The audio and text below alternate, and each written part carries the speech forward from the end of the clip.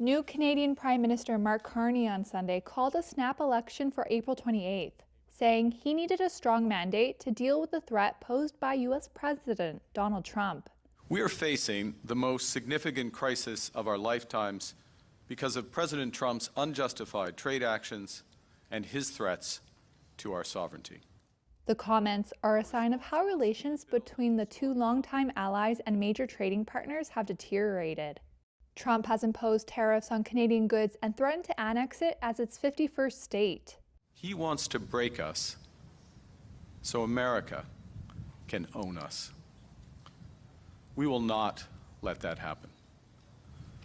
We're over the shock of the betrayal, but we should never forget the lessons. The White House did not immediately respond to a request for comment on Carney's remarks. Carney, who was sworn in on March 14th, captured the Liberal leadership by persuading party members he was the best person to tackle Trump. The next election was not due until October, but Carney is hoping to capitalize on his party's remarkable recovery in the polls since January. It follows former Prime Minister Justin Trudeau's resignation as well as Trump's threats.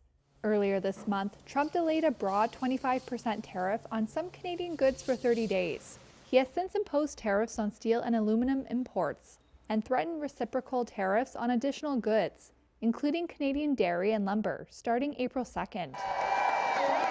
Canadians are rallying for their country and seeing a resurgence in nationalism. And when we are attacked, we stand together. On Saturday, residents gathered in Toronto to denounce U.S. tariffs. Canada-U.S. relations top the list of issues preoccupying residents, according to recent polls. Carney, a former two-time central banker with no previous political or election campaign experience, now has 5 weeks to win over Canadians. On Sunday, Carney proposed cutting the lowest income tax bracket by 1 percentage point.